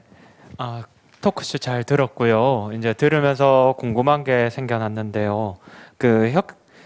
기존 시장과 혁신 기업의 이제 사회적 합의의 성공 사례가 있는지가 좀 궁금했습니다. 이제 샌드박스 규제가 나오는 과정을 보면 결국에 이제 사회적 합의 불발 이후에 이제 그거를 약간 덮어두기 위해서 이제 샌드박스 규제에 이제 들어가는 식으로 되는데 만약에 사회적 합의가 된다면은 굳이 이제 샌드박스 규제에 이제 들어갈 필요가 없다고 저는 생각이 들더라고요. 그래서 근본적인 해결책은 이제 사회적 합의가 돼야 된다고 생각이 들고 그런 성공 사례가 있는지 있다면 성공 요소는 무엇인지 궁금합니다. 네, 이 질문에 대해서 답해 주실 우리 대표님 어떤 분이 서정우 대표님? 예, 제가 해볼게요. 갈등은 변화의 시작이다. 이런 말이 있습니다. 그러니까 갈등이 생겼다는 것은 다른 변화를 요구하는 집단이 등장했다. 이렇게 봐야 되는 거죠. 그래서 갈등은 없어야 되는 것이 아니라 갈등은 오히려 변화의 시작이기 때문에 그 시작의 요구점이 무엇인가, 우리가 무엇을 수용할 것인가를 논의해 봐야 되는 중요한 문제인 거죠. 근데 우리는 갈등이 생기면 덥죠. 이게 사라지기를 기다리고 있고 그러면서 새로운 변화는 사라져 버리고 그러면서 사회는 새로운 동력을 잃어버리게 되고 이런 겁니다. 샌드박스가 그나마 하나의 거점으로서 진지전 같은 역할을 해줄 거라고 기대감이 있고요. 사회적 합의가 국내에서 잘 이루어졌다.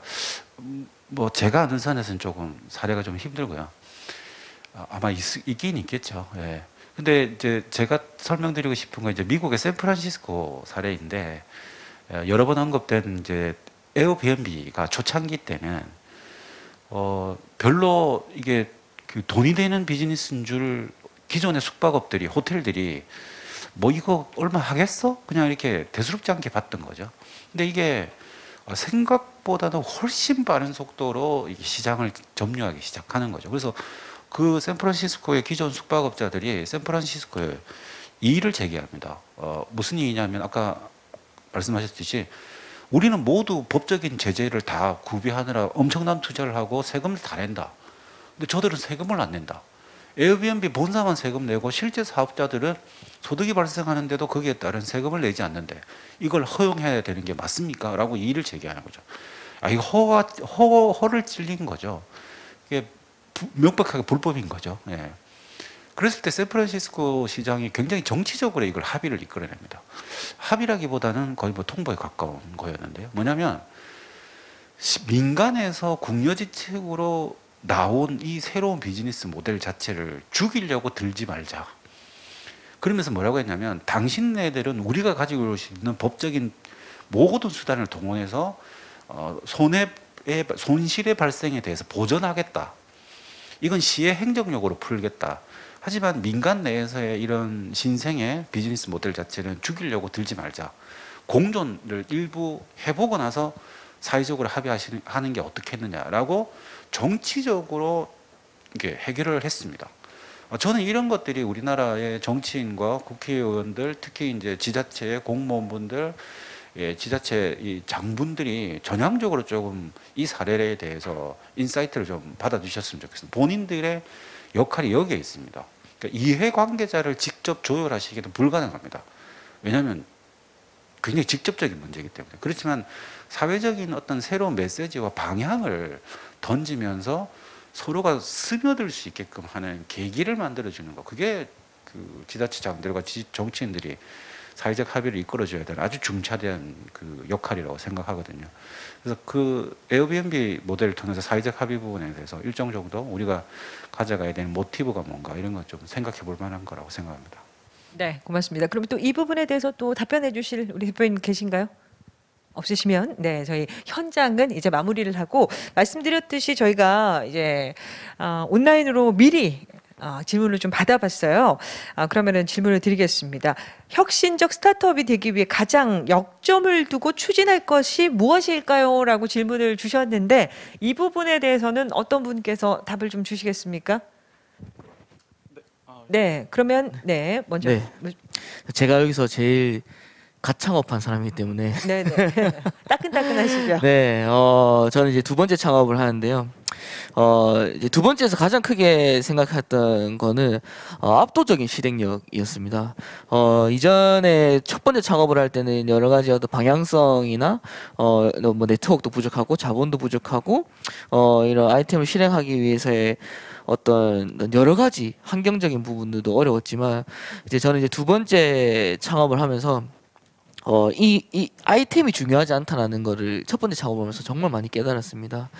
6년간의 창업 과정을 거치면서 정말 많은 아이템의 피벗 이 과정이 있었고 그게 어떤 건 성공했고 어떤 건 실패했고 근데 실패한 것들이 훨씬 많았다.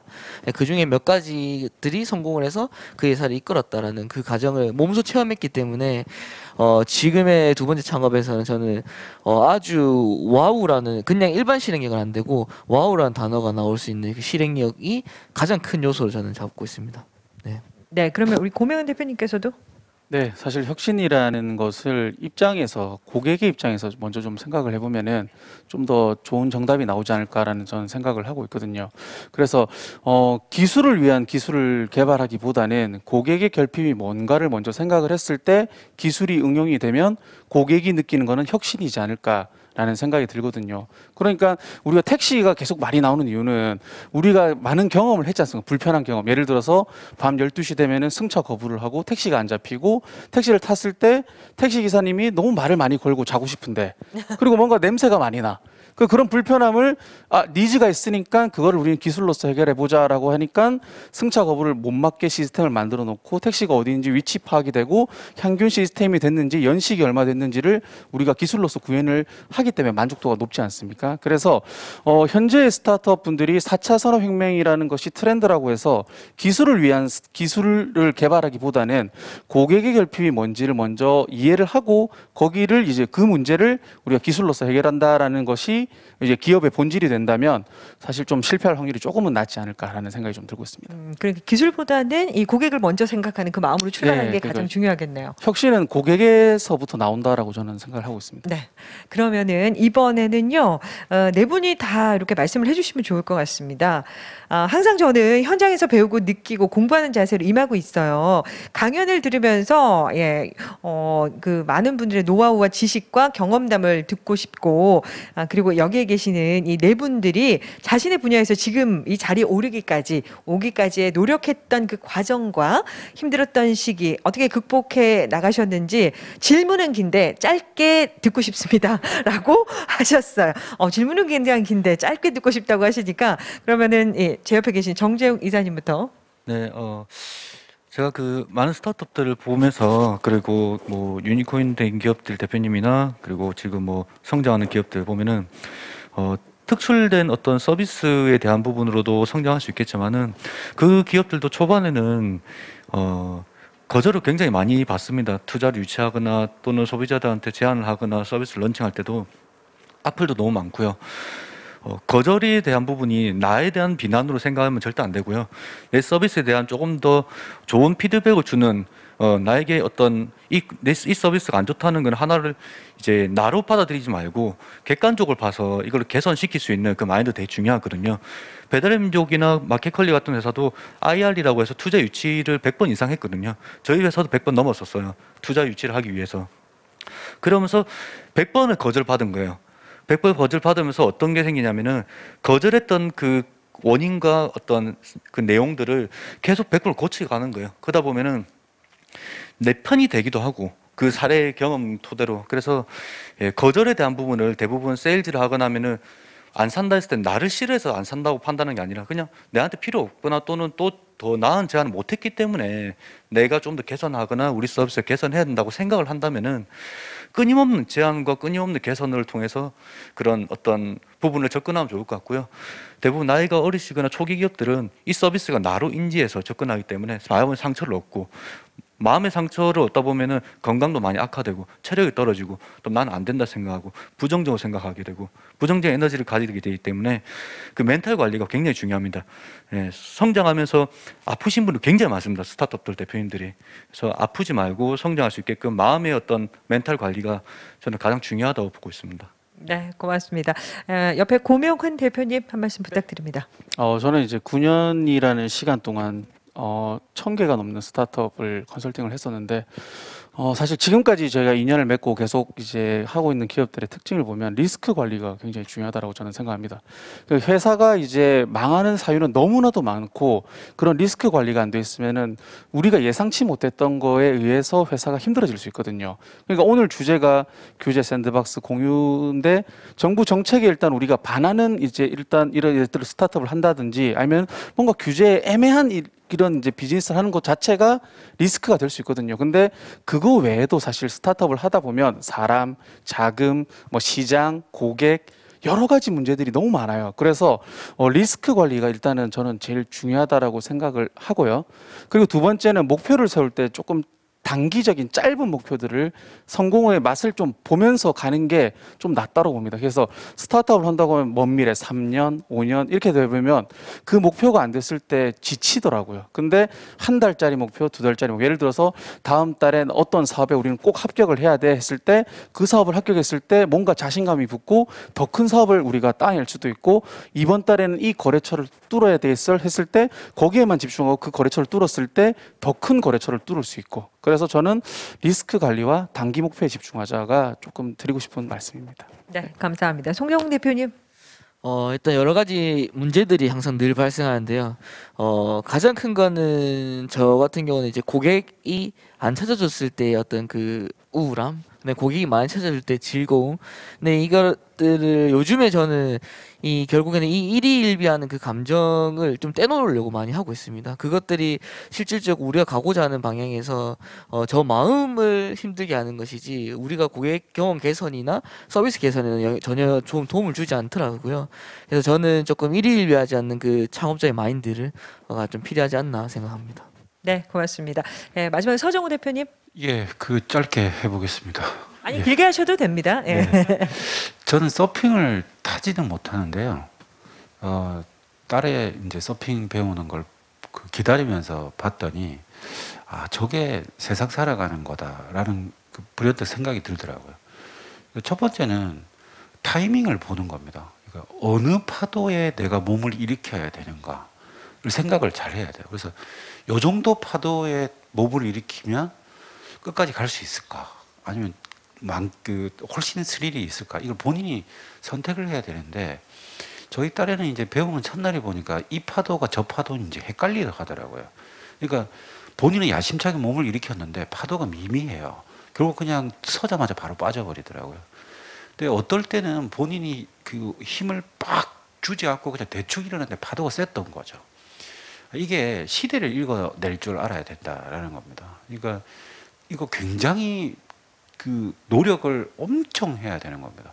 제가 며칠 전에 그 지하철 탔을 때 집에서 들고 나온 신문을 탁 펼쳤거든요. 최근에 지하철 안에서 신문 펼치 보는 사람 본 적 없죠. 사람들 전부 다 원신 보듯이 보더라고요. 전부 다 스마트폰으로 다 볼 수 있는데 뭐하러 신문을 보냐고요. 이건 얘기가 길지만 신문을 보셔야 돼요. 이게 정보가 편집되어 있는 밸류가 다른 형태로 디자인되어 있는 것들을 보는 훈련을 하셔야 이 텍스트로 되어 있는 것과 다른 정보력을 갖습니다. 짧게만 설명드리면 오늘 제목이 유별난 밤이잖아요. 유별나게 뭔가를 성과를 내시려면요 유별나셔야 돼요. 보통의 수준으로 할 수는 없는 거죠. 세상에서 뭔가 조금이라도 일갈할 정도의 뭔가를 한 분들은요 진짜 유별나게 뭔가를 하신 거예요. 여기 앉아 계신 저 빼고 이 세 분은 이 보시는 것보다 훨씬 더 유별나신 뭔가 개인의 축적되어 있는 반복되어 있는 연습이 있으실 거라고 제가 믿어 의심치 않습니다. 그러니까 제발 남들이 어떻게 하는가 그만 궁금해 하시고요.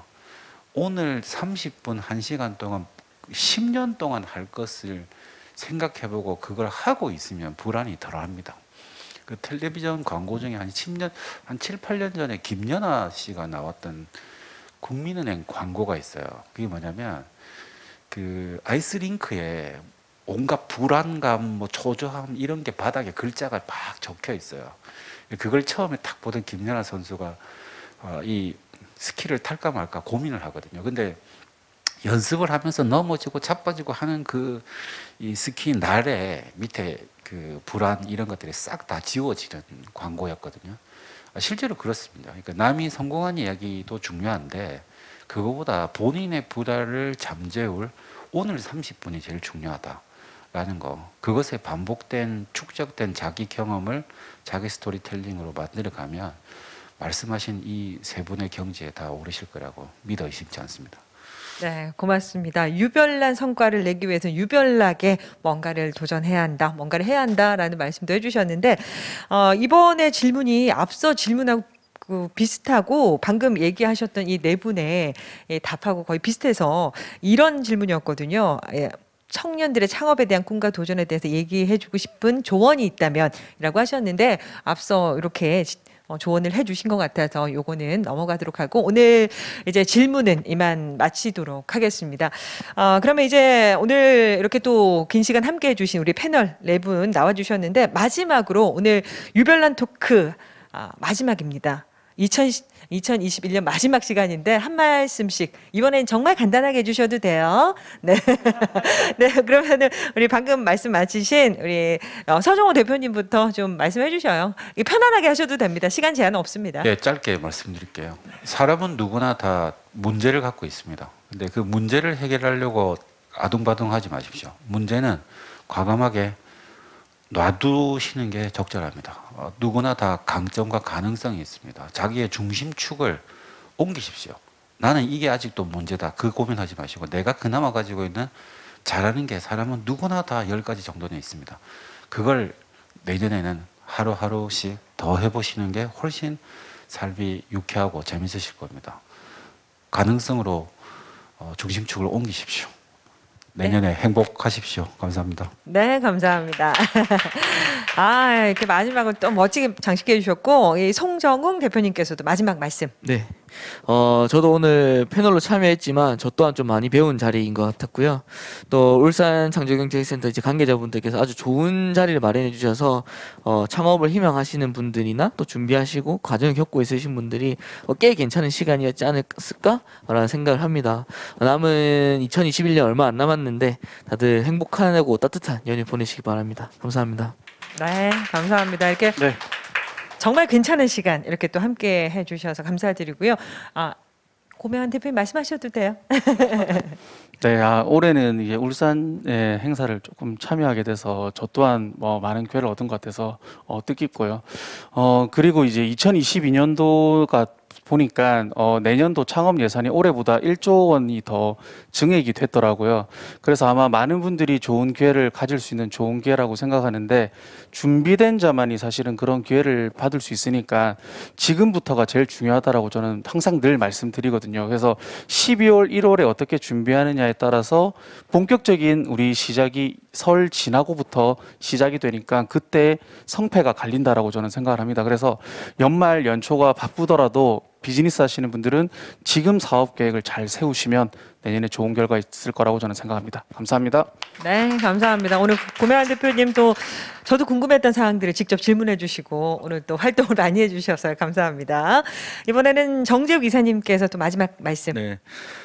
그 유명 스타트업 대표님들이 그 자기 업무 능력에 대해서 얘기를 한 게 있었어요.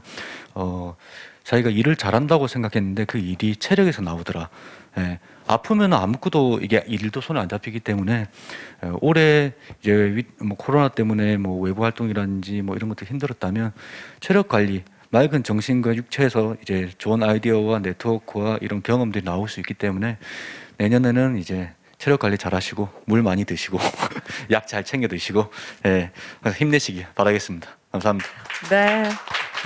감사합니다. 우리 정재욱 이사님께서 말씀해 주시는 게 제가 항상 새해마다 세우는 계획들이네요. 물 많이 마시고 운동하고 건강하게 지내자. 모든 분들이 그런 바람을 가지고 계시지 않을까라는 생각이 들고요. 기존의 산업군에 계신 많은 분들과 이렇게 혁신적인 스타트업이 협업하는 도시, 우리 울산에서 펼쳐진 2021 제23회 유별난 밤, 이 시간 이제 마무리를 좀 하도록 하겠습니다. 오늘 함께 해주신 네 분의 패널 여러분께 다시 한 번 더 여러분 박수 부탁드립니다. 네, 고생 많으셨고요. 다음에도 저희 울산 찾아주시고 함께 해주시기를 부탁드리겠습니다. 그리고 또 오늘 함께 해주신 여러분께 안내 말씀을 드리면 아직까지 그 설문조사에 참석하지 못하신 분들은요, 줌 링크를 참고하셔서 참여를 해주시면 감사하겠습니다. 예, 다시 한 번 더 오늘 이 자리 끝까지 온오프라인으로 함께 해주신 여러분께 감사드리고요. 연말연시 행복하시고 건강하시기 바랍니다. 저도 인사드릴게요. 고맙습니다.